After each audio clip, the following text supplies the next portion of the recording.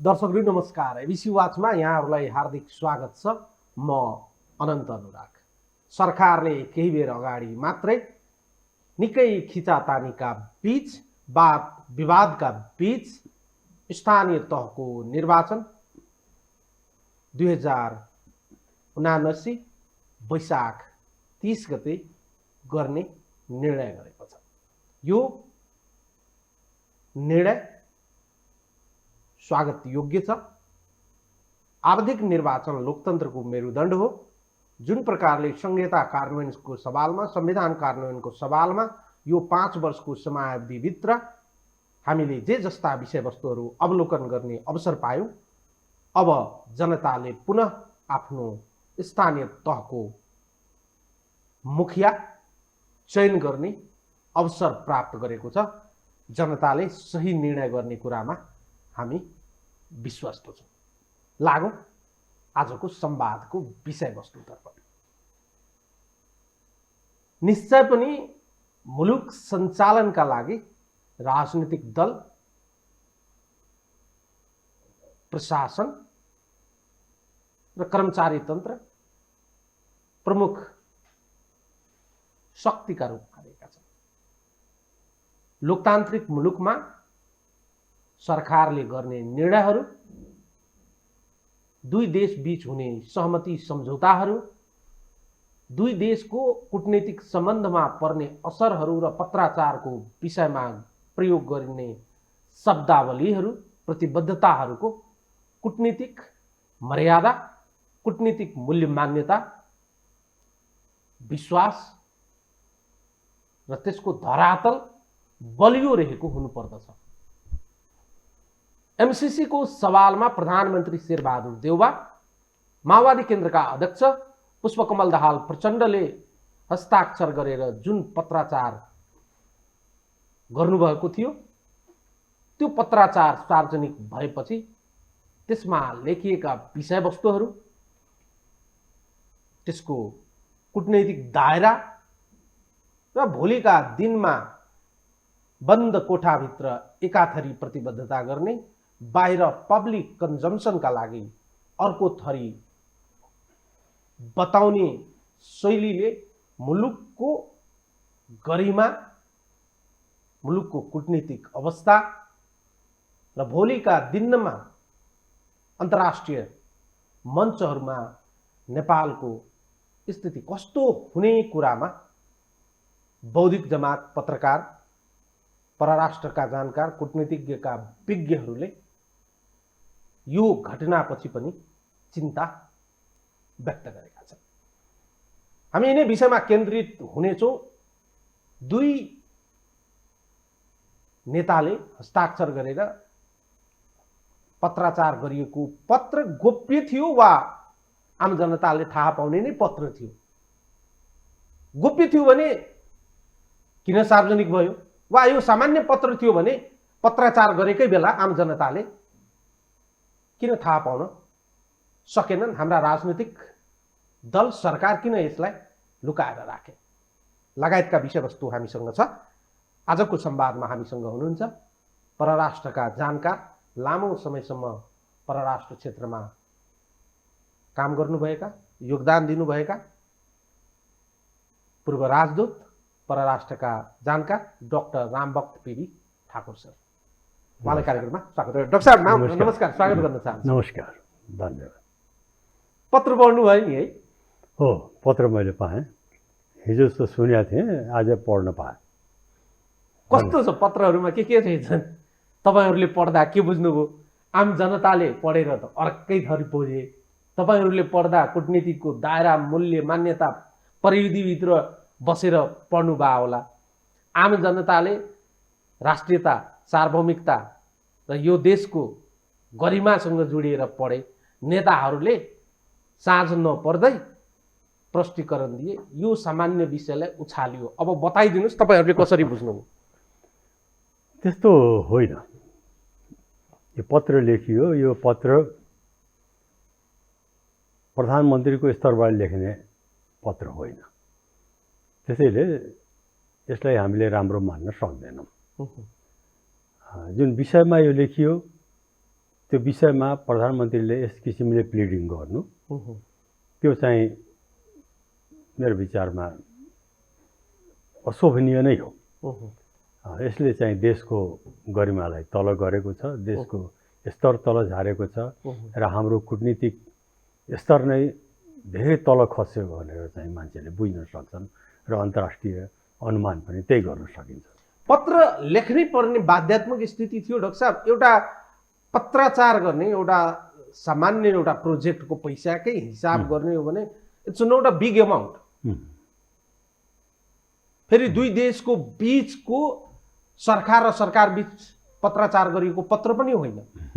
एउटा एजेन्सीलाई देशको कार्यकारी प्रधानमन्त्री र अर्को चाहिँ सत्तारूढ घटकका प्रमुख नेता पूर्व प्रधानमन्त्रीले नै दुईजनाकै हस्ताक्षर गरेर पत्राचार गर्नुपर्ने थियो होइन। त्यो कदापि पनि होइन, किनभने यसले त बाहिर के देखायो भने कि ल हामी चाहिँ प्रतिबद्ध छौँ र तपाईँले भनेको कुरा हामी गराउँछौँ भनेर उहाँहरूलाई चाहिँ एसुरेन्स गर्न अमेरिकालाई खोज्यो। त्यो मात्रै हो, उहाँहरूले त्यो प्रयास गर्नुभयो। तर चाहिँ जुन सरकारको जुन एउटा धर्म हो, सरकारको स्तर हो, सरकारको कर्तव्य हो, त्यो परिधिमा त्यो फ्रेमवर्कमा जब हामी हेर्छौँ यो कदापि पनि प्रधानमन्त्रीले लेख्ने कुरा होइन र यस्तो किसिमले गरेपछि देशको गरिमा र कूटनीतिक स्तर नै हाम्रो तल झर्यो छ कि छैन भन्नेमा पनि मान्छेले अब प्रश्न गरिरहेछन्। यस्तो किन भयो भने हेर्नुहोस्, मलाई लाग्छ दिमाग मान्छेले दुईवटा कुरा मलाई बिहानदेखि पनि सोधे। के सोधे भने सायद हुनसक्छ उहाँहरूले चाहिँ कर्मचारी तन्त्रलाई नबताएर आफै चाँडै लेखेर पठाइदिउँ, नत्र चाहिँ हल्ला हल्ला होला। अर्को हुनसक्छ कि कर्मचारी तन्त्रले नै यसमा चाहिँ बाधा पुर्याउला र चाहिँ सहयोग नगर्ला, किनभने यो यसरी लेख्नुपर्ने होइन भनेर त्यो अवस्थाले पनि सायद हुनसक्छ यो पत्रहरू चाहिँ उहाँहरूले सोझै लेखेर पठाउनु हो। यो दुईटै अवस्थामा पनि यो देशको लागि यो खराब कुरा हो। यदि कर्मचारी तन्त्रले चाहिँ मद्दत गरेन त्यो पनि खराब हो, या कर्मचारी तन्त्रलाई तपाईँ लुकाएर पठाउनु भयो त्यो पनि खराब हो। यो चाहिँ कर्मचारीलाई सोधेको भए मलाई तपाईँ सोध्नुहुन्छ भने कर्मचारीले कहिले पनि यस्तो किसिमले लेखेर पठाउनु भनेर कर्मचारीले भन्दैन। त्यहाँ त अझ सचिव हुनुहुन्छ, मुख्य सचिव हुनुहुन्छ, त्यससँग उहाँ धेरै अनुभव छ, यो कतै पनि जाँदैन थियो।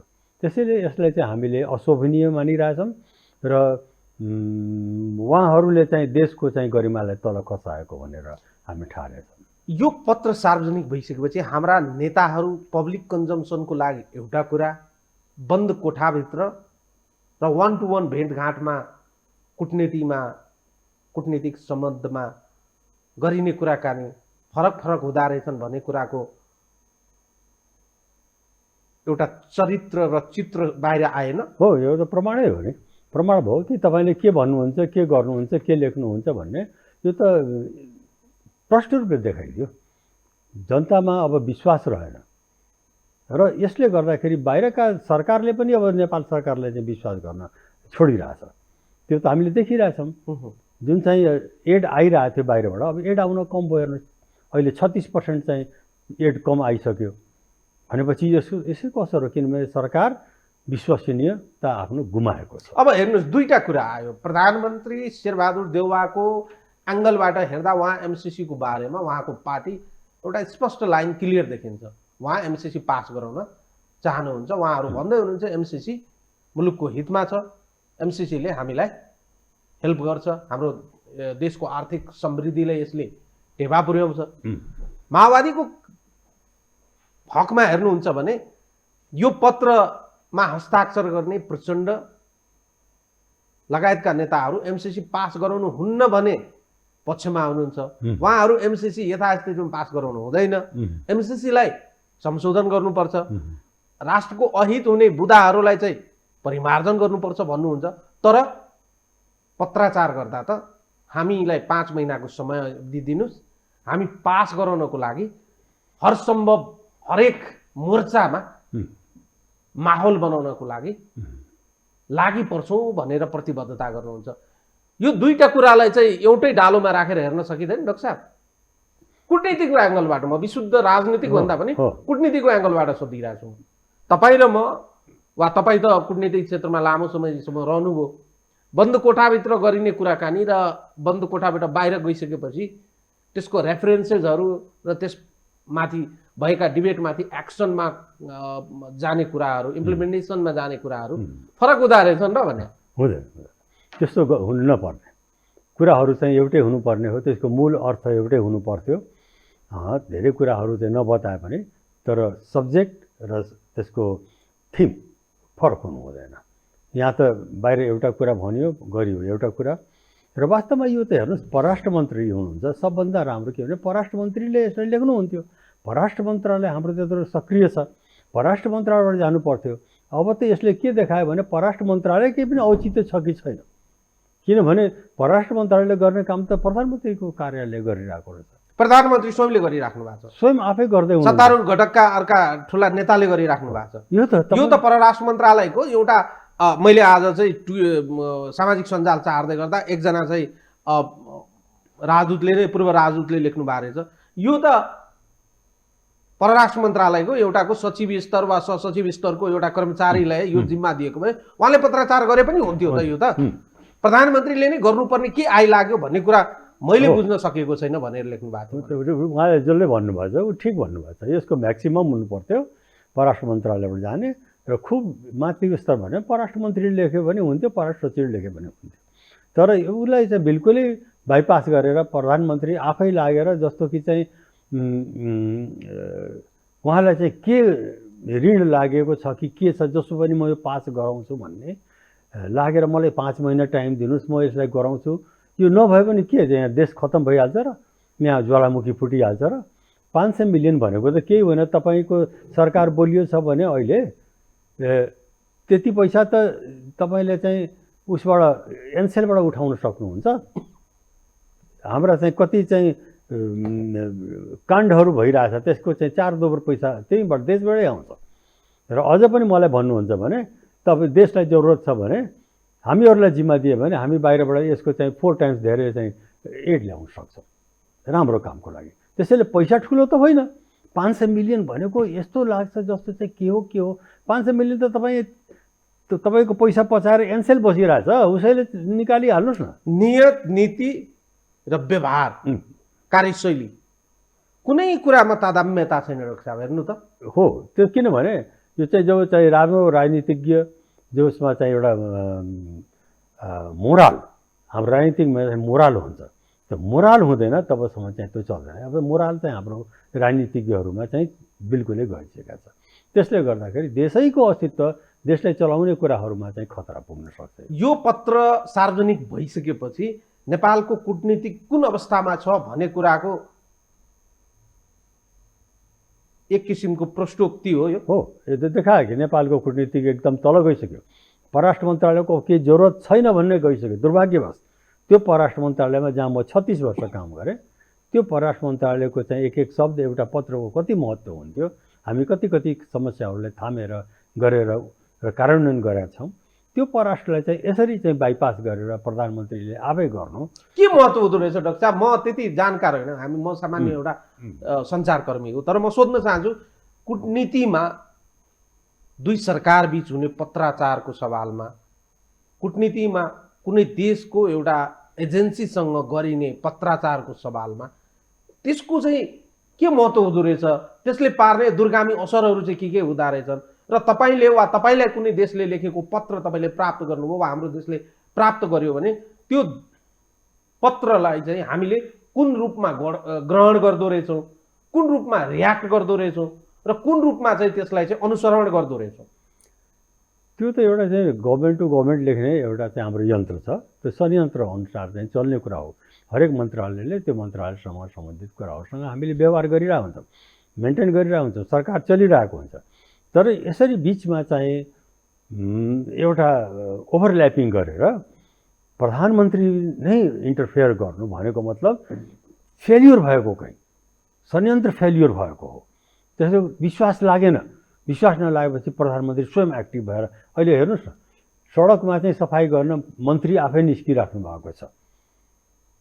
एउटा त राम्रो काम गर्नुभयो, मन्त्रीले आफै पनि सफाई गर्छु भनेर आउनुभयो भने एउटा राम्रो मेसेज हो। तर त्यो संयन्त्र कहाँ छ? संयन्त्र फेल भयो, मान्नु पर्यो। मन्त्रीले राम्रो गर्नुभयो निस्केर, होइन म त देशको नोकर हो, म देशको सेवक हो, म गर्छु भनेर आउनुभयो, फाइन।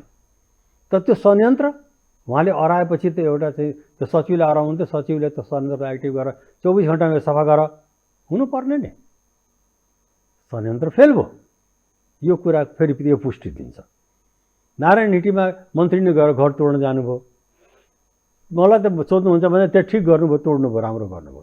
तर संयन्त्र, म यो संयन्त्रमा जोड गरेको। राज्य चल्ने भनेको त मेकानिजममा हो, त्यही म यसमा जोड गरेँ। राज्य भने व्यक्तिको लहरमा कोही व्यक्ति एकजनाले चाहिँ म स्टन्ट पोलिटिक्स गर्छु वा स्टन्ट गरेर चाहिँ जनतालाई म देशप्रेमी हुँ भनेर चाहिँ देखाउनको लागि गरिने कुरालाई त त्यो क्षणिक मात्रै हुन्छ। हो, त्यसैले मैले भने त्यो उहाँले त्यो भावले चाहिँ एउटा चाहिँ गलत कामलाई रोक्न जानुभयो, एउटा चाहिँ साङ्केतिक काम गर्नुभयो, ठिक छ। तर संयन्त्रले गर्नुपर्छ त्यो कुरा। त्यो संयन्त्र त्यहाँ दुईटै ठाउँमा संयन्त्र फेल भयो। अहिले आएर चाहिँ त्यसको पुष्टि प्रधानमन्त्रीको स्तरमा पनि देखियो। संयन्त्र फेल हो। नत्र त्यसो गभर्मेन्ट किन राख्ने त? लठायतहरू राख्नु, 2-4वटा मन्त्रीहरू भइगयो, लठायत लगाइदिनुहोस्। मेकानिजम त चलेन, सरकार चलिरहेको छैन। हामी योभन्दा अगाडि पनि बहस धेरै गऱ्यौँ कि सरकार चाहिँ फेल भयो। कूटनीतिमा तपाईँले लेख्नु भएको कुनै महत्त्वपूर्ण विषयमा गरेको पत्राचार एउटा कन्टेक्स्टमा लेखियो, एउटा कन्टेन्ट थियो। तर अहिले समय परिवर्तन भइसक्यो। त्यतिखेर मैले लेखेका थिएँ, त्यसमा अहिले म चाहिँ मान्नुपर्ने र त्यो चाहिँ लागू गर्नुपर्ने बाध्यात्मक स्थिति होइन भनेर पन्छिन पाइन्छ डाक्टर साहब? त्यस्तो पाइँदैन, त्यस्तो पाइँदैन। कि त तपाईँले प्रमाणित गर्नु पर्यो कि त्यो यस्तो कारण थियो, यस्तो थियो, यस्तो थियो, यस्तो थियो। नत्र चाहिँ यतिकै तपाईँ चाहिँ त बाध्य हुनुहुन्छ। मैले आजभन्दा 10 वर्ष अगाडि बोलेको पनि तपाईँहरूसँग, आज पनि बोलेकोमा मैले चाहिँ आफ्नोमा अड्नै पर्छ। अथवा मैले बताउनु पर्यो कि त्यो के कारणले मैले बोलेको हो, यो कारण हो, यो कारण हो, यो विषय फरक छ। अदरवाइज मेरो भनेको कुरामा म आफ्नो शब्द फरक लिन सक्दिनँ, म मान्ने पर्छ।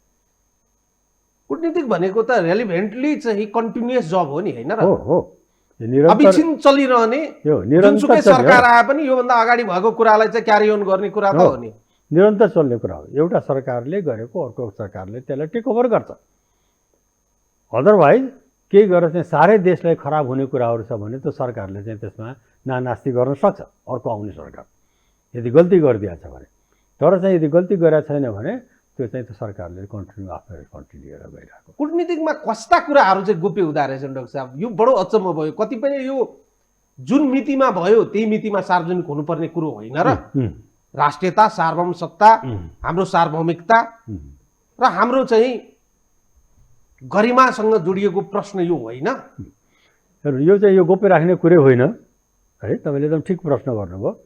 यो गोप्य राख्ने कुरै होइन। तपाईँ जे पनि गोप्य राख्नुहुन्छ तपाईँ जनताप्रति अपराध गर्दै हुनुहुन्छ। जनताप्रति नेताले अपराध गरेको, नेताहरूले देश र जनतालाई ठगेका होइन, झुटो बोलेका होइन, जनतालाई गुमराहमा राखेका होइन। एक्ज्याक्टली। त्यसैले यो जनतालाई तपाईँले ठग्नु भएको, जनतालाई तपाईँले धोका दिएको, यो अपराध ठहरिन्छ। तपाईँ यसको दण्डको भागी हुनुहुन्छ, बन्नुपर्छ। तपाईँले अघि सोध्नुभयो कस्तो किसिम चाहिँ गोप्य राख्ने, जसले चाहिँ देशको अस्तित्व मेटिनेवाला छ, जसले बचायो भने अहिले देशलाई चाहिँ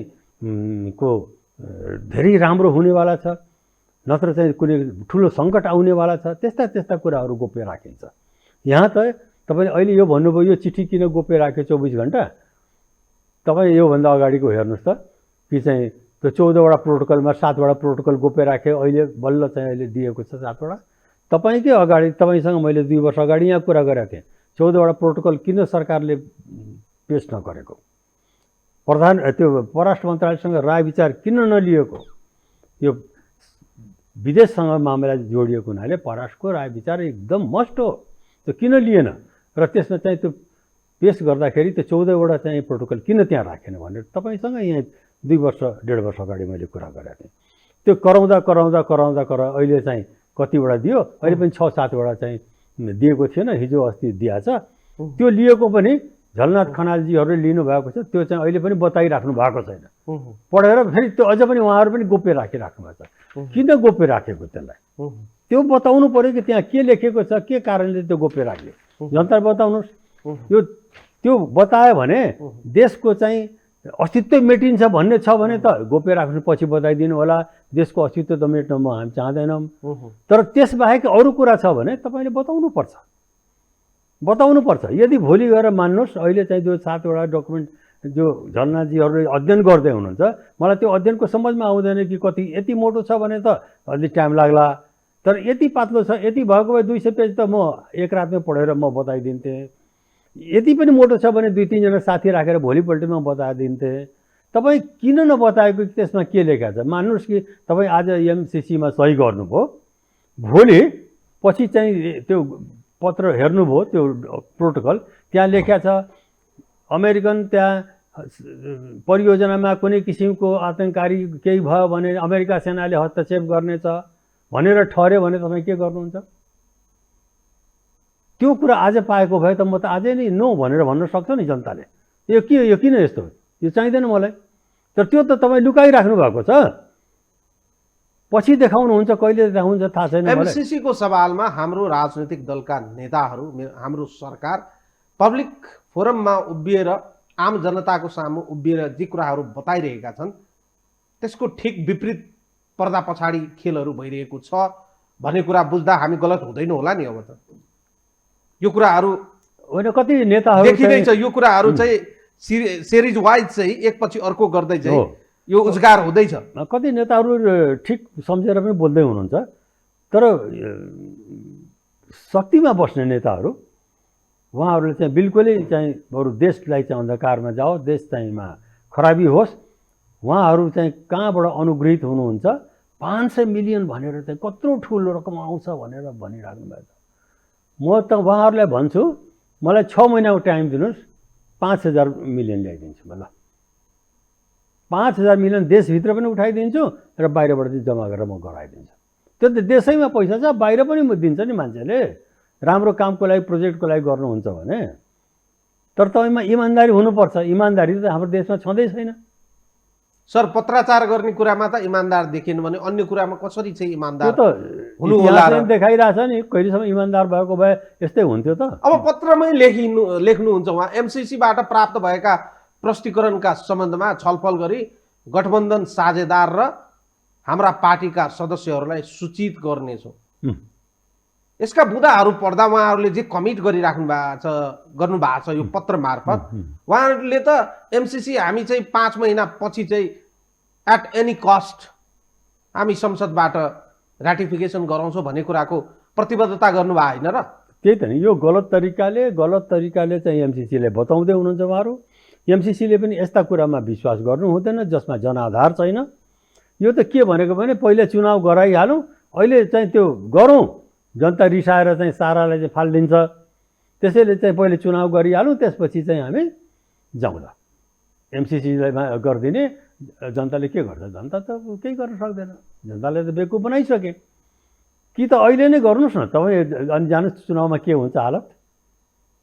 अर्को कुरा के भने तपाईँ एमसिसी त हाउसमा लाने कुरै होइन, संविधानले त्यसलाई रोकेको छ। किन तपाईँ एमसिसीलाई संविधानमा पार्लियामेन्टमा लानुहुन्छ? धारा 279 त मैले सधैँ बनिरहेको छु, जसले 4वटा विषय मात्रै भित्र जान्छ हाउसमा। त्योभन्दा बाहेक त सबै G2G गभर्मेन्टले चाहिँ गर्ने कुरा हो, अर्थ मन्त्रालयले गर्नु पर्थ्यो यो कुरा। र अहिले पनि तपाईँ किन अरू पनि मलाई तपाईँको थ्रुमा सोध्न चाहन्छु कि अहिले 6वटा 7वटा प्रोटोकलले तपाईँले किन नबताएको जनतालाई कि यो के गोप्य छ यसमा? यसमा केही पनि छैन, हेर यसमा त दाल भात तरकारी लेखा छ भने बताइदिनुहोस्। अब त शङ्का गर्ने ठाउँ त त्यसै देखियो डाक्टर साहब, पत्राचार गर्दा पनि यी पत्रहरू चाहिँ गोप्य राखिन्छ भने यसका पछाडि चाहिँ अन्य चाहिँ प्रोटोकलहरू त टन्नै होला, अन्य योसँग लाइनको इन बिट्विन राखिएका कुराहरू थुप्रै होला। हामीले सिधा आँखाले नाङ्गो आँखाले पढ्दा, हामी सोझो पाराले पढ्दा कतिपय कुराहरू हामी बुझ्न सकिरहेका छैनौँ। हाम्रो ल्याकतले हामी त्यसलाई चाहिँ डिक्टेट गर्न सकिरहेका छैनौँ। झट्टै हेर्दा त नेताहरूले एमसिसी पास गराउन त कसमै खाएको देखिँदैछ। एकदम किनभने उहाँहरू केही कारणले अनुग्रहित हुनुहुन्छ, नत्र 500 मिलियनको लागि त्यस्तो कुरा होइन। अमेरिकनलाई पनि यो 500 मिलियन यो लिइहाल भन्ने चाहिँ होइन।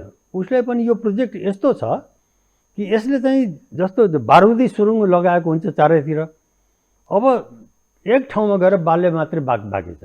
त्यो बाल्यो भने चाहिँ पुरा जहाँ जान्छ उसले आफ्नो फङ्सन गरिहाल्छ।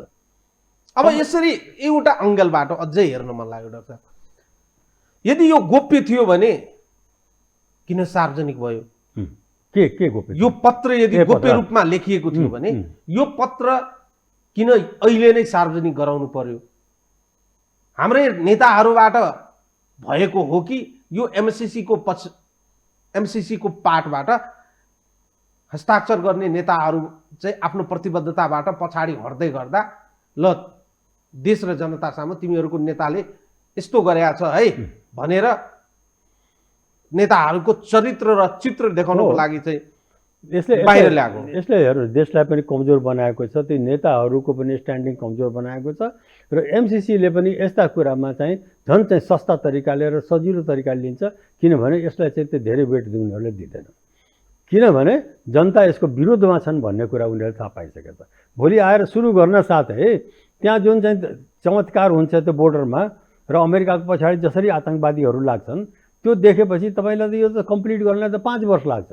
1 वर्षमै तपाईँ हेर्नु होला कि के नमुनाहरू त्यहाँ पेश हुन्छ र त्यो 7वटा डकुमेन्ट अहिले पढेर देखाउनु र किन हिम्मत छैन सरकारलाई कि त्यो बचाउनको लागि त्यो अमेरिकन चाहिँ सुरक्षाका चाहिँ के इन्तजामहरू त्यहाँ छन्, त्यो कुराहरू त बताउनुहुन्न, त्यस्तो रोक्नुहुन्छ। त्यसैले यी सब कुराहरू एकदम सजिलो र सस्ता स्तर र लो ग्रेडमा गइसकेको छ। यसलाई त म त भन्छु कि अमेरिकन हाम्रो मित्र हो। त अस्ति पनि मैले तपाईँहरूले भनेको थिएँ कि अमेरिका त मित्र हो। यसलाई चाहिँ अहिले तपाईँ जनतामा जब यति विरोध छ भने अहिले यसलाई छोड्नुहोस्, अर्को प्रोजेक्ट हाम्रो नेपालमा त थुप्रै छ गर्नुपर्ने कामहरू, त्यसमा हाम्रो अमेरिकन मित्रता र सहयोग लिएर हामी जाउँला। तर यसले गर्दाखेरि हाम्रो अस्तित्वै खतरामा पर्ने देखेको हुनाले हामीले यसको विरोध गर्छ। त म पनि यसको विरोधमा छु। तर अब हेर्नुहोस् त, सम्झौतैमा लेखिएको छ नेपाल सरकारको साधन स्रोत प्रयोग गरी नेपाली जनतालाई यसबारे सुसूचित गर्नेछौँ र कम्प्याक्ट कार्यान्वयनमा सरकारको सहयोगका सम्बन्धमा जानकारी गराउँदै कम्प्याक्टका सम्बन्धमा रहेका आशंकाहरू हटाउनेछौँ।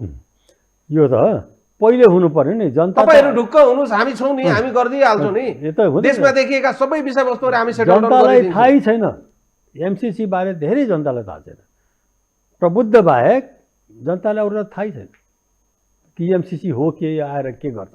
जब त्यहाँ आतङ्कवादी गतिविधि चाहिँ बोर्डरमा जब सुरु हुन्छ तब जनतालाई थाहा हुन्छ कि यो के भएको हो भनेर। त्यस हुनाले त्यति मात्रै, त्योभन्दा एक स्टेप अगाडि बढ्नुहुन्छ उहाँहरू। गठबन्धनका साझेदार नेताहरू सहित संयुक्त पत्रकार सम्मेलन गरी एमसीसी सम्झौता सरकारी अनुमोदनका सम्बन्धमा सकारात्मक दृष्टिकोण प्रस्तुत गर्नेछौँ। सकारात्मक दृष्टिकोण भनेको वाट इज द्याट? म पारित गराउँछु भने होइन र? हो, त्यो पारित गराउँछु। उहाँहरूले चाहिँ सकारात्मक के देखेको भने एउटा चिज मात्रै उहाँहरूले देखेको छ कि यदि यो 5 वर्ष चल्यो, 5 वर्ष यो चल्यो भने र यसले चाहिँ राम्रो काम गर्यो भने यसले चाहिँ इन्कम जेनेरेट गर्छ, इम्प्लोइमेन्ट जेनेरेट गर्छ भनेर त्यो देखाउनुहुन्छ। तर यो 5 वर्ष त चल्दैन। तपाईँले स्टार्ट गर्नुहुन्छ जहाँ अमेरिकन प्रोजेक्ट स्टार्ट हुन्छ त्यो बोर्डरबाट त्यहाँ जति भएका चाहिँ आतङ्कवादीहरू त अमेरिकाको पछाडि लागिरहेका हुन्छन्। बस उनीहरू लाग्छन् 1 वर्षमा यहाँ डाम डुम हुन्छ। 2 वर्ष 3 वर्ष 4 वर्ष 5 वर्ष खेप्ने त कहाँ को लिएर या त भाग्छ या चाहिँ जसरी अफगानिस्तानमा चाहिँ 1 रात अगाडि घोषणा गर्यो हिँडिदियो, या चाहिँ हामीलाई चाहिँ त्यस्तो आपतमा पारेर हिँडिदिन्छ, या फिर चाहिँ हामी पुरा चाहिँ 5 वर्षसम्म दुःख पाइरहन्छौँ। म फेरि जिब्रो नचपाइकन एकदमै सपाट भाषामा सोच्छु डाक्टर साहब, प्रचण्ड यो लेटर लेख्दा हस्ताक्षर गर्नुभएको छ जुन विषयमा, त्यो विषयवस्तुबाट पछाडि हट्न सकिने अवस्था छ? म यसलाई मान्दिनँ, मैले एउटा कन्टेस्टमा चाहिँ लेखेँ तर अहिले त्यसलाई चाहिँ कार्यान्वयन गर्दिनँ भने जुन प्रकारको प्रष्टीकरण हिजो चाहिँ सचिवालय मार्फत दिनु भएको छ, प्रचण्डले त्यो प्रष्टीकरण दिइरहँदा यो लेटरको कन्टेन्ट र लेटर अफ स्पिरिटसँग मेल खान्छ? प्रधानमन्त्रीसँग चाहिँ उहाँले चाहिँ त्यो चिठी लेख्ने कुरा नै पहिले एउटा स्तर मिल्दैन। कुनै देशको प्रधानमन्त्रीले चिठी लेखेपछि अरूको पार्टीको पनि मान्छेलाई लगाएर त्यो चिठी लेख्ने भन्ने चाहिँ यो यस्तो किसिमको सरकारी पत्र हुनै सक्दैन। सरकारी पत्रमा अरू देशको अरूको पार्टीको मान्छेले सही गरेर हुँदैन। राजनीतिक पत्र होइन कि त यो राजनीतिक पत्र हो। राजनीतिक पत्र हो भनेपछि त बकवास हो। हुन्छ हुँदैन शङ्काको घेरामा हुन्छ।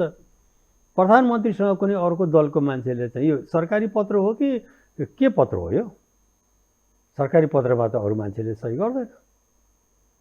जहाँ प्रधानमन्त्रीको सही चुकिरहेछ भनेपछि तपाईँ त जेनरल चिठी लेख्नु भएको छ उहाँलाई। त्यस हुनाले उहाँले आफ्नो चाहिँ विश्वसनीयता जसरी गुमाइराख्नु भएछ यसले झन् चाहिँ उहाँको विश्वसनीयतामा आघात पुग्छ। हाम्रा नेताहरू, हाम्रा सरकारका प्रमुखहरूको कन्सिस्टेन्सीमाथि चाहिँ प्रश्न आयो।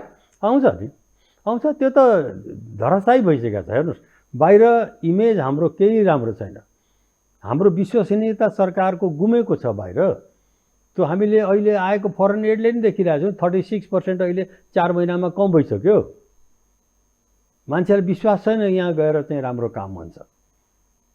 भ्रष्टाचार बाहेक केही हुन्छ भने छैन। त्यसैले एकदम अहिले नै घटिसक्यो।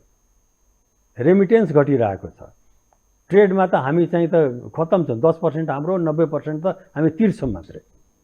ट्रेड 100 रुपियाँमा 90 रुपियाँ अरूहरूको हो, 10 रुपियाँ हाम्रो हो। अब रेमिटेन्स पनि छैन। रेमिटेन्समा पनि हामी भर पर्ने, जुन चाहिँ हाम्रा दाजुभाइ दिदीबहिनीहरू गएर चाहिँ खुन पसिना बगाएर पठाइरहेछ। त्यो त के गरेर ढ्याक्कै त रोक्यो भने त यहाँ त केही पनि छैन। अब यो पत्रकै आधारमा फेरि एमसिसीले चाहिँ उत्तर पठाएछन्। उहाँहरूले चाहिँ के भन्नुभएको छ भने तपाईँहरूले नै माग्नु भएको समयावधि त अब घर्किन थालिसक्यो। होइन, त्यो त केही छैन नि। यहाँ जनताले विरोध गरेपछि एमसिसीले भलाद्मी तरिकाले चाहिँ आफ्नो विड्र गर्नु, किन कतिचोटि टाइम बढाइसक्यो नि। टाइम किन बढाउनु पर्यो तपाईँ? अरू ठाउँमा त टाइम बढाउनु भएको छैन। यो टाइम मिट गरेर तपाईँ विड्र गर्न जानुहोस्। जनताले त तपाईँले सङ्केत दिएकै छ नि। जनताले तपाईँले एक किसिमले भन्नुहुन्छ सभरेन हो भने जनताले तपाईँलाई अर्डर गरेको छ छोडिदियो भनेर। त तपाईँले चाहिँ जनताको त कुरै मान्नुहुन्न। टाइम पनि बित्यो त फेरि एमसिसी पनि बसेछ, फेरि बढाउनु खोज्छ, फेरि बढाउनु खोज्छ। त्यसको मतलब हिडन एजेन्डा छ त्यहाँ। हाम्रो डिप्लोमेसीमा एउटा हिडन एजेन्डा हुन्छ। 5वटा कुरा लिएर जान्छु तर 6ठा कुरा जो छ त्यो देख्दै देख्दैन त्यहाँ। तर मेरो फोकस त्यही 6मा हुन्छ। तपाईँ त हुन खोइ यहाँ लेखेको छ त्यो। डिप्लोमेसीमा त कफीभित्र पनि एजेन्डा हुँदो रहेछ। हाम्रो त हिडन एजेन्डा हुन्छ। 5वटा एजेन्डा दिन्छु तर त्यहाँ मेरो 6ठा एजेन्डा हुन्छ। गराएको चाहन्छु म त्यो 6ठा, तर त्यहाँ लेखेको हुँदैन। र तपाईँ विवश भएर त्यही 6ठामा जानुहुन्छ। त्यसो भए यस्तो गरौँ न भनेर तपाईँ जानुहुन्छ। अहिले हिडन एजेन्डा जो चाहिँ एमसिसीको छ त्यो हिडन एजेन्डामा जानुहोस्, विचार गर्नुहोस्, छलफल गर्नुहोस्। यो भने नि यो जो दल भन्यो त्यसमा यदि कूटनीतिज्ञहरू राखेको भए कूटनीतिज्ञहरूले यी सबै कुराहरू हेर्थ्यो कि चाहिँ हामीले चाहिँ चीनलाई र भारतलाई दुइटैलाई भनेका छौँ कि हाम्रो देशको भूमिबाट उहाँहरूको विरुद्धमा कुनै पनि किसिमको गतिविधि हुन सक्दैन। न भारतको विरुद्धमा हाम्रो माटो चल्छ, न चीनको विरुद्धमा चल्छ। यो त हाम्रो प्रतिबद्धता छ। यो फरेन पोलिसी हो।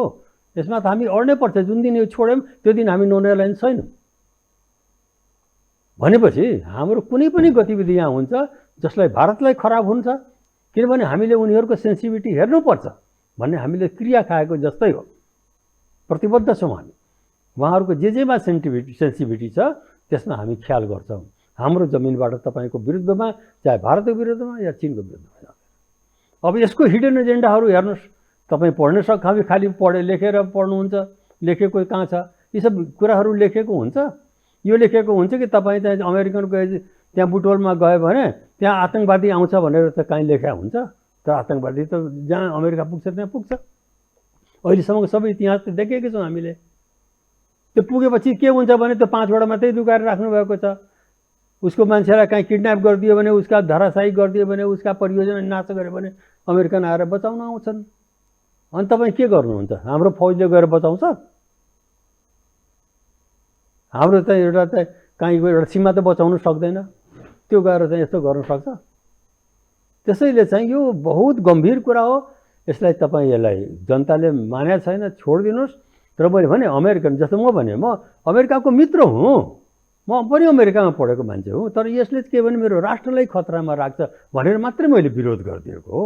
अनि हाम्रा नेताहरू चाहिँ डाइरेक्ट यो पत्र पढ्दा चाहिँ हाम्रा नेताहरू एमसीसीलाई चाहिँ फिर्ता लैजाऊ भन्ने ल्याकत राख्नुहुन्न भन्ने कुराको एक्सपोज होइन र भने हो किनभने तपाईँको म अनुग्रहित ऋणी छु, म कसरी नाइ भनौँ, त्यसैले यो ठाउँमा त अहिले चाहिँ हाम्रो सरकार र हाम्रो राजनीतिक दलले ल तपाईँको एमसीसी तपाईँसँग राख्नुहोस्, हाम्रो देशमा यसले चाहिँ स्थिति गम्भीरतातर्फ उन्मुख भयो, हाम्रो देशका जनता बौद्धिक जमात र सबै नागरिक चाहिँ विभक्त भए, तत्काल यो एमसीसी नबढ्ने स्थिति बन्यो, हामीलाई सम्झिनुभयो, धन्यवाद दिनुपर्ने ठाउँमा त प्रतिबद्धता गरेर पत्र लेख्नुहुन्छ। उहाँहरूको नियत स्पष्ट देखिँदैन र भने किनभने उहाँ चाहिँ अमेरिकाको चाहिँ म चाहिँ तपाईँको नुन खाएको छु, तपाईँको नुनको भाडा तिर्छु।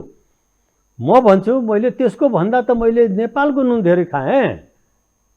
तपाईँ नेपाल आमाको नुन खाएको चाहिँ त्यो बिर्सिनु हो, दुधै खानु भएको छ त्यो भन्दा। त्यसैले नेपाल आमालाई तिर्नुहोस् न, उहाँ तिर्नुपर्ने नेपाल आमालाई खत्म गरेर। तपाईँ बार बार सोध्नुहुन्छ, अरूले पनि सोध्छ कि त्यो कहाँ लेखेको छ, हाम्रै प्रधानमन्त्रीले भन्नुहुन्छ यहाँ कहाँ लेखेको। त्यो अमेरिका त्यहाँ बोर्डरमा पुगेपछि आतङ्कवादीले तपाईँ रोक्न सक्नुहुन्छ, त्यो लेख्नुपर्छ। र वर्ल्डमा जहाँ जहाँ भयो गतिविधि त्यो लेखेको थियो र आएको थियो उनीहरू, त्यो पनि त नलेखेरै आयो उनीहरू। त्यस हुनाले यी कुराहरूमा त गम्भीर हुनुहोस्, देशको अस्तित्वको सवाल छ र यस्तो किसिमले लेखेर यो तपाईँहरूले आफ्नो स्तर पनि घटाउनु भयो, देशको स्तर घटाउनु भयो, देशको विश्वसनीयता घटाउनु भयो, सरकारको त विश्वसनीयता खतम नै भयो। यो पत्र लेखिसकेपछि त्यो पत्रपछि फेरि नेताहरूको रियाक्सन, त्यो पत्र माथिको चाहिँ कन्सिस्टेन्सी र फेरि एमसीसीले पत्राचार गरेको पत्र पढ्दा विश्व जगतले हाम्रो नेताहरूलाई कसरी मूल्याङ्कन गर्नु भएको होला? जिरो। नेता भनेको त हाई मोरल भ्यालुज हुन्छ हो, हाई मोरल भ्यालुज हुन्छ नेता भनेको त। जसको चाहिँ एक शब्दमा तलमाथि भयो भने तुरन्त राजीनामा दिइदिन्छ, छोडिदिन्छ। मैले गरेको बोलेको या गरेको कामले देशलाई अहित भएको छ, म यस पदमा बस्ने लायक छैन भनेर। यो त बिल्कुलै तल उहाँहरू गइसक्नुभयो। र यो चाहिँ यो नेपालले मात्रै होइन नि, हेर्नुहोस् यो त कतिवटा देशले चाहिँ यसलाई चाहिँ यो सस्पेन्ड भइसकेका छ, क्यान्सल भइसकेका छ। म तपाईँलाई बताउँछु, मार्शल आइल्यान्डले चाहिँ यसलाई चाहिँ एमसीसीलाई खत्म गरिदियो, मालीले खत्म गरिदिया छ, मालदिभ्सले क्यान्सल गरिदिया छ, अस्ति श्रीलङ्काले खत्म गरिदिया छ। हाम्रै सामान्य छ भने हामी यो किन बोक्न खोजेको? यमेनले चाहिँ सस्पेन्ड गरेका छ, यो हामी मात्रै होइन, यति देशले त सस्पेन्ड गरेर खत्म गरिसक्यो एमसीसी चाहिँदैन भनेर। अब अहिले मेडागास्करमा चाहिँ मारपिट भइरहेछ। हेर्नुहोस्, एमसीसी त सबभन्दा पहिले मेडागास्करले सुरु गरेको थियो, अब त्यहाँ चाहिँ ठुलो उपद्रव भइरहेछ। तपाईँहरू पत्रकार हुनुहुन्छ, पत्ता लगाउनु होला, मेडागास्करमा भयानक भइरहेछ एमसीसीको विरुद्धमा। अब त्यो अवस्था आउँछ यदि हाम्रो चाहिँ त्यो दक्षिणतिर भड्क्यो भने त्यो हामी नेपालीहरू शरणार्थी भएर भारततिर पस्छौँ, कतातिर पस्छ, हामी आफ्नो देशबाट बस्नु सक्दैन, हाहाकार हुन्छ। त्यसैले एमसीसीलाई सरकारले मेरो सुझाव के छ भने सरकारले एमसीसीलाई त्याग्नुपर्छ, किनभने जनता यसको विरोधमा छ। अमेरिकन सरकारलाई हाम्रो सुझाव, जनता जस्तो एउटा मामुली मान्छे हाम्रो सुझाव के छ भने एमसीसी तपाईँ हाम्रो मित्र हो, मित्रताको हामी कदर गर्छौँ, तर हामी यो परियोजनाको सट्टामा कुनै अर्को ठाउँमा जहाँ हामी धेरै सुरक्षित छौँ, जहाँ हाम्रो आवश्यकता छ, नेपालमा त धेरै कुराको आवश्यकता छ, हाम्रो आर्थिक आवश्यकता, त्यहाँ लग्छौँ र त्यहाँ सुरक्षितता तपाईँको परियोजना पनि चलाउँछौँ र हामी पनि सुरक्षित रहन्छौँ। अमेरिकालाई हामी छोड्न चाहँदैनौँ, 72 वर्षको हाम्रो मित्रता छ। मैले त्यो भने होइन, त्यो त मैले भनेको कि भाइ तपाईँ हाम्रो व्यवस्था मात्रै बुझ्नुहोस्। अब यो शैलीपछि हाम्रो मित्र राष्ट्रहरूले हाम्रा सरकार प्रमुखलाई, हाम्रा नेताहरूलाई, हाम्रो कूटनीतिक च्यानललाई विश्वास गर्ने कसरी भन्ने प्रश्न अब तिर्सिँदैन? हास्यको पात्र भइसकेको छ नि। मलाई दुःख लाग्छ कि म त्यो परराष्ट्रमा थिएँ, म त्यो फरेन सर्भिसमा थिएँ, जहाँको एक एक शब्द, एक एक वर्ड एउटा अफिसरले बोलेको शब्द पनि मानिराख्थ्यो त्यहाँ। आज त्यो देश यो अवस्थामा पुगेको छ जहाँ चाहिँ अब हामीले चाहिँ आफ्नै सार्कै देशमा तुलना गऱ्यौँ भने हाम्रो परराष्ट्रको अवस्था बहुत खराब छ। हामीभन्दा मतलब मान्छे विश्वास गर्ने लायकैमा हामी रहेनौँ। आज चाहिँ यो परराष्ट्र मन्त्रालयबाट गएको भए यसलाई म यति खराब भन्दैन थिएँ, सरकारले यसलाई उचित ठान्यो, ल अलि बढाइदियो भनेर परराष्ट्रको च्यानलबाट पठाएको भए पनि म जति अहिले म यसलाई खराब भनिरहेको छु अलिक कम खराब भन्थेँ कि किन भाइ यो किन बढाएको, तर च्यानल चाहिँ त्यो ठिक थियो, परराष्ट्र मन्त्रीले पठाउनुहुन्थ्यो, परराष्ट्र सचिवले पठाउनुहुन्थ्यो। त यसमा डाइरेक्ट इन्टरफेयर गरेर चाहिँ प्रधानमन्त्रीले, त्यो पनि एउटा पोलिटिकल अर्को पार्टीलाई लेखेर, यो सरकारी चिठी हो कि के हो, सरकारी चिठी त पोलिटिकल पार्टीको नेताले लेख्दैन, तपाईँ के लेखेको हो यो। फेरि त्यसमा मान्छेले लुकाएर यसको मतलब षड्यन्त्रले तपाईँले साथ दिइरहेको छैन। म अघि भने षड्यन्त्रको अलिक डिटेलमा कि त तपाईँले नै षड्यन्त्रसँग लुकाउनु भयो कि षड्यन्त्रले नै रिफ्युज गर्यो, म यस्तो कुरा लेख्न सक्दिनँ किन यो मिल्दैन। म पनि त्यहाँ भएको भए म पनि रिफ्युज गर्थेँ। मलाई लाग्छ कि हुनसक्छ षड्यन्त्रले रिफ्युज गर्दै होला, यस्तो मिल्दैन। यसरी राजनीतिक पार्टीको मान्छे राखेर प्रधानमन्त्री राखेर सरकारी चिठी पठाउने गलत। अब यो के भएको हो, षड्यन्त्रलाई उहाँले लुकाउनु भयो कि षड्यन्त्रले रिफ्युज गरेको त, तर षड्यन्त्र यहाँ चाहिँ बहुत इम्पोर्टेन्ट छ। षड्यन्त्रले काम गरेन भन्ने चाहिँ देखियो। अथवा हाम्रो फरेन मेकानिजमले यसरी पत्र लेख्न मिल्दैन, लेख्नु हुँदैन, यसको गलत अर्थ लगाउन सक्छ, भोलिका दिनमा हाम्रो चाहिँ डिप्लोमेसीमाथि क्वेसन मार्क आउन सक्छ, यसरी नगर्नुहोस् भनेर सल्लाह दिँदा उहाँहरू चाहिँ बठ्याइ गर्दा फस्नु भयो। या त सोधेकै छैन पहिला परराष्ट्रलाई, यदि सोधेको छ र त परराष्ट्रले त जसै मैले भने त्यही जवाब दिन्छ, किनभने यो हाम्रो चाहिँ डिप्लोमेटिक जवाब यही हो, हाम्रो प्र्याक्टिस यही हो, संसारले, मैले मात्र होइन संसारले गर्ने प्र्याक्टिस यही हो। अब ठ्याक्कै कस्तो देखियो भने यो 3-4 महिना अगाडि लेखिएको पत्र हो, उहाँहरूलाई 4-5 महिना समय माग गरेको देखिन्छ। यो 4-5 महिनासम्म यो पत्रको कतै चाहिँ गाईगुई कतै पनि थिएन। यदाकदा नेताहरूले चाहिँ पत्राचार गरेको कुरा चाहिँ बाहिर आयो, तर के रहेछ पत्र भन्ने कुरा चाहिँ नेताहरूले पनि बाहिर ल्याएनन्, हाम्रो सरकारी संयन्त्रले पनि बाहिर ल्याइदिएनन्। जब समय घर्किँदै गयो, समय अन्तिम अवस्थामा आउँदै गयो, माघ 16 गतेसम्मको डेडलाइन जब सार्वजनिक भयो, त्यसपछि अल अफ सडन नेपालको राष्ट्रिय मिडियाहरूमा यो पत्र सार्वजनिक हुन्छ। यो सार्वजनिक कसले गरायो भन्ने कुरा भन्दा पनि जुन अहिलेको स्थिति छ, जुन चाहिँ कन्टेक्स्ट छ, यो कन्टेक्स्ट हेर्दा त यो पत्र सामान्य रूपमा चाहिँ नेपालबाटै सार्वजनिक भएको भन्ने स्थिति त देखिँदैन डाक्टर साहब। अब त्यस्तोमा त जे पनि होला, तर चाहिँ यो कुरा चाहिँ म यसलाई राम्रो मान्दिनँ। यसको उद्देश्य, यसको नियत खराब छ, यो राष्ट्रको लागि अहित कुरा हो। उहाँले जे गर्नुभयो, अहिले के भने यो टाइम बाइङ गर्न लाग्यो, चुनावपछि चाहिँ फेरि उहाँले जबरजस्ती गरेर पास गराउन खोज्नुहुन्छ, जो राष्ट्रघाती हुन्छ, राष्ट्रको लागि बहुत खराब हुन्छ। उहाँले एकदमै नराम्रो काम गर्नुभएको छ, एकदमै नराम्रो काम गर्नुभएको छ। प्रचण्डमा यो लेटरको अनरसिप लिन्न भन्ने स्थितिमा जान सक्नुहुन्छ? जे पनि अवस्था हुनसक्छ, किनभने प्रचण्डजीले चाहिँ नैतिक सङ्कट त उहाँहरूमाथि देखा पर्यो। पार्टीका म्याक्सिमम नेताहरू, पार्टीका बहुसङ्ख्यक नेताहरू एमसिसीको विरोधमा हुनुहुन्छ। प्रचण्ड स्वयं आफ्नो राष्ट्रिय महाधिवेशनबाट एमसिसी संशोधन सहित पारित गराउने कुराको चाहिँ प्रस्ताव लानुहुन्छ, तर उहाँ त योभन्दा अगाडि नै पत्राचार गरेको कुरा त चटक्कै बिर्सिनुहुन्छ। यो दुईटा कुरामा चाहिँ तालमेल नभइसकेपछि प्रचण्डमाथि यो पत्रले चाहिँ नैतिक रूपमा चाहिँ दबाव सिर्जना गरेको हो। उहाँ त त्यो पनि हो, र एकचोटि यो भन्ने एकचोटि यो भन्ने भने त पहिलेदेखि नै कति उदाहरणहरू आइरहेछन् नि। त्यसैले त्यो व्यक्तिको व्यक्तित्व के हो भन्ने कुरा मान्छेले चाहिँ इमेज गरिसकेका हुन्छ, अनुमान गरिसकेका हुन्छ। यो मान्छे यस्तै हो, यो कहिले के भन्नुहुन्छ, कहिले के भन्नुहुन्छ, कहिले के भन्नुहुन्छ।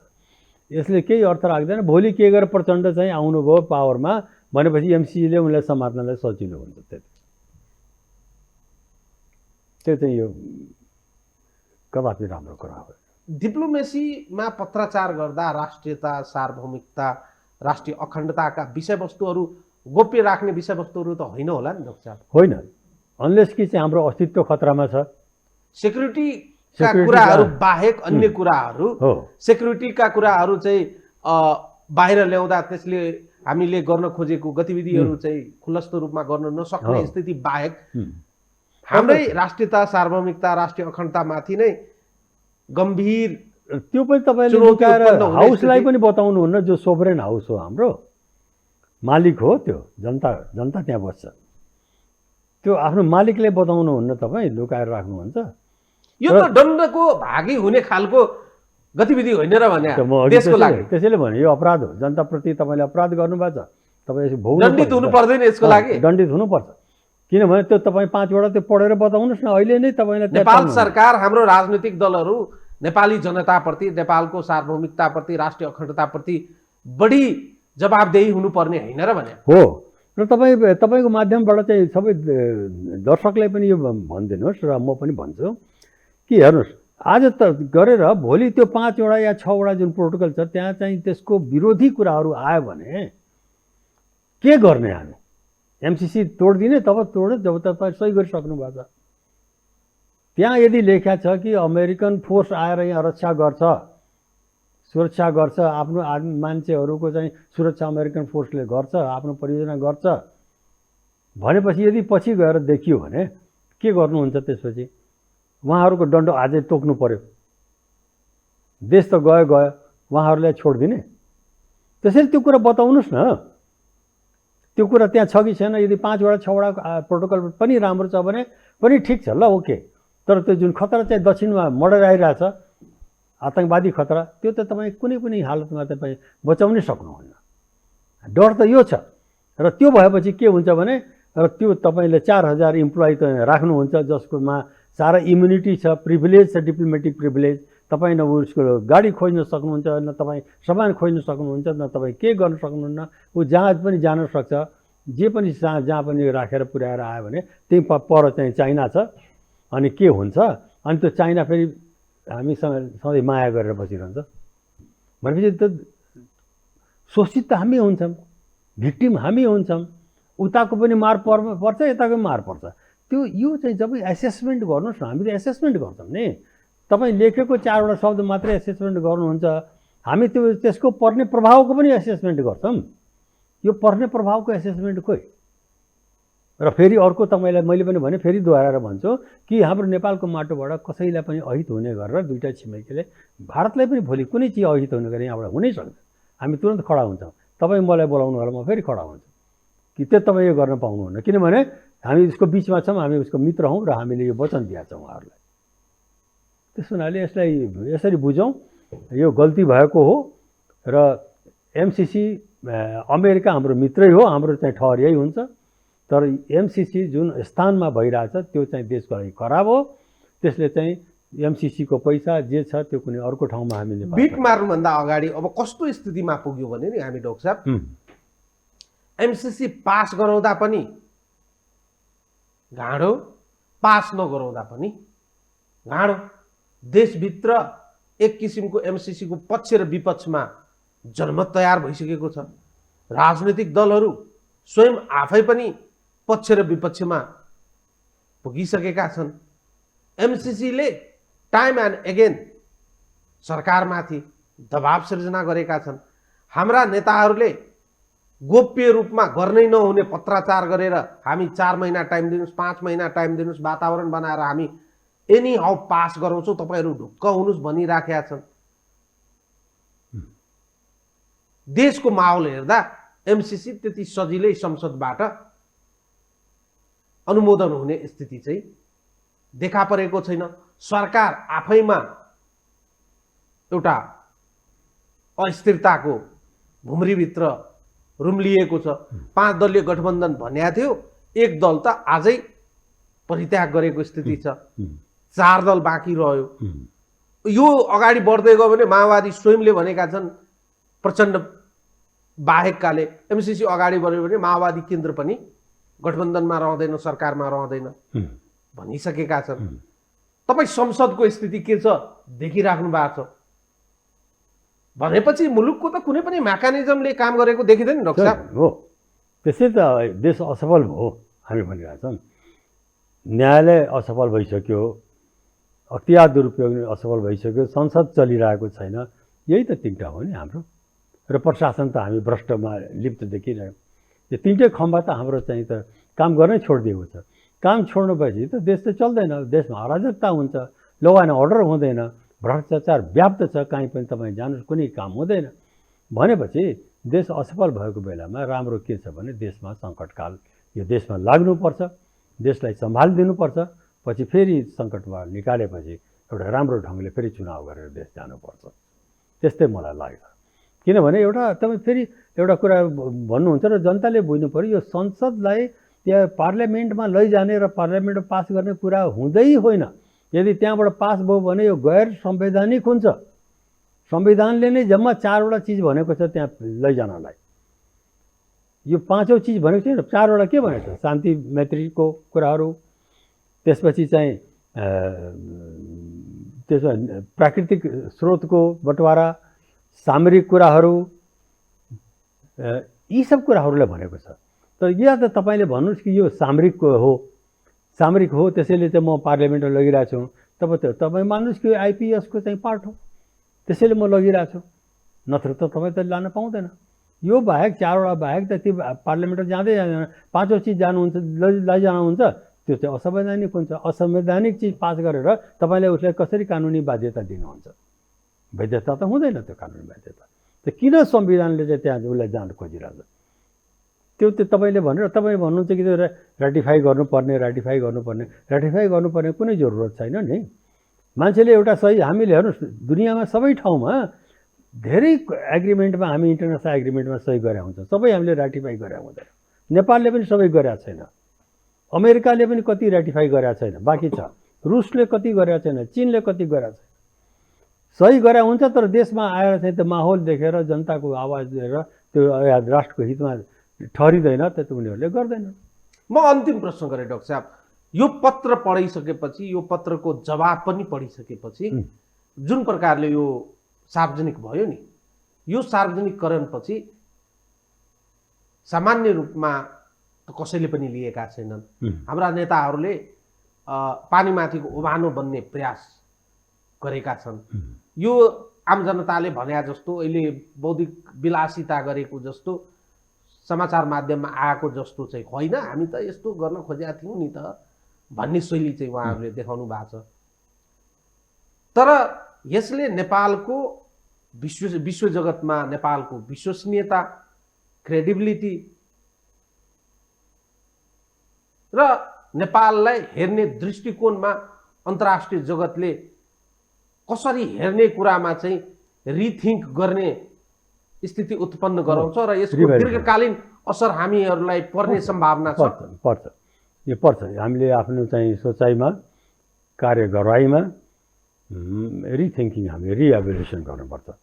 रिभ्यालुएसन गरेर हामी कहाँ कति खस्का छौँ, हाम्रो स्तर कति तल गयो, विश्वसनीयता कति तल गयो। यही नेपालको विश्वसनीयता धेरै माथि थियो। हामीले बोलेपछि, नेपालले बोलेपछि मान्छेले चाहिँ पत्थरको लकीर भनेर मान्थे। त्यो आज चाहिँ के भन्छ भनेर विश्वास गर्दैनन् मान्छेहरू। यहाँ अहिले नेपाललाई जसो पनि जीवित राख भनेर मात्रै जीवित राखिरहेछन्, किनभने यसलाई मर्न दिनु भएन। यो जति एड आइरहेछ नि नेपालले जीवित, खालि जसरी कसरी हामीले आइसियुमा मान्छेले जीवित राखिरहेको हुन्छ। नेपाललाई जीवित राख्न जरुरी छ भनेर जीवित राखेर अलिअलि खुवाइ गर्ने छ, त्योभन्दा बढी छैन। त्यो अवस्थामा नेपाल पुगेको हुनाले हामीले के गर्नुपर्छ भने अहिले यदि नेतृत्वले सक्यो भने सक्यो, र उहाँहरूमा अहिले नैतिकता छ भने उहाँहरूले चाहिँ योग्य व्यक्तिहरूलाई देश सुम्पिनुपर्छ। देश चाहिँ साह्रै गम्भीर अवस्थामा छ, देशको अस्तित्व खतरामा छ। नेताहरू चेत्नुको विकल्प छैन, जनता सचेत हुनुको अब के भने नेता त चेत्दैनन्, किनभने उहाँहरू चाहिँ ऋणी हुनुहुँदो रहेछ कुनै कारणले कहाँबाट। अब चाहिँ जनताले नै यसको विद्रोह गर्नुपर्छ, जनताले नै यसको आवाज उठाउनुपर्छ। यो हुँदैन भनेर जे गर्नुपर्ने, जसरी एउटा परिवर्तन आउँछ देशमा त्यस्तो किसिमको परिवर्तन गर्नुपर्छ। नत्र किन यो यस्तो ठुलो कुरा गरेको भने मैले देशकै अस्तित्व खतरामा छ। जुन दिन यो सुरु हुन्छ तपाईँ 1 वर्षभित्रै हेर्नु होला, आतङ्कवादी गतिविधि सुरु भइहाल्छ। फेरि देश बाँच्दैन। 5 वर्षमा कम्प्लिट गर्ने त कुरा कहाँ कुन बर्बाद भयो, कहाँ के टुट्यो, कहाँ को मऱ्यो, यस्तै कुराहरू। त्यस हुनाले त्यसलाई एभोइड गर्नुहोस्। अहिले पनि हामीसँग समय छ, हाम्रो मित्रता कायम रहन्छ अमेरिकासँग, यो पनि कायम हुन्छ। जनता जाग्नुको विकल्प छैन, जनता नेताहरूलाई सही ट्र्याकमा बस्नको लागि चाहिँ खबरदारी गर्नु जनताले जरुरी छ। आफ्नो शक्ति आफ्नो हातमा लिनु पर्यो र आफ्नो शक्ति देखाउनु पर्यो। किनभने जनताले मान्छेलाई चुनेर देशको सेवा गर्नलाई, देशको उन्नति गर्नलाई, देशको अस्तित्व बचाउनलाई पठाएको। आज त्यो सबै चिज खतरामा छ।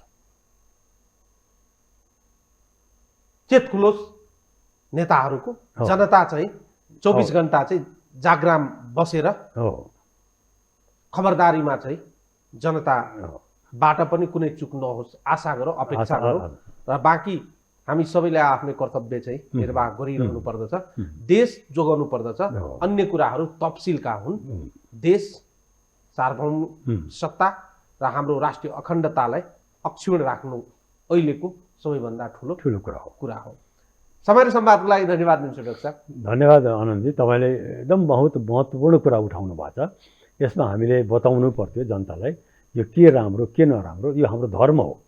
जनतालाई चाहिँ सबै कुरा चाहिँ सरकारले बताइरहेको हुँदैन। त्यसैले सही कुरा यो हो, हाम्रो स्तर यो हो, हाम्रो धर्म यो हो, हामीले यसरी जानुपर्छ। जनताले चाहिँ गलत भएको कुरा पनि थाहा पाउनुपर्छ र जनता जागेर जहाँ गल्ती भइरहेछ सचेत भएर जरुरी पर्यो भने जनताले आफ्नो शक्ति आफ्नै हातमा लिएर फेरि देशलाई चाहिँ नयाँ रूपले सञ्चालन गर्नुपर्छ। धन्यवाद डाक्टर साहब। बहुत धन्यवाद। धन्यवाद। दर्शकहरू, उहाँ हुनुहुन्थ्यो पूर्व राजदूत, परराष्ट्रका जानकार, परराष्ट्रविज्ञ डाक्टर रामभक्त पेबी ठाकुर।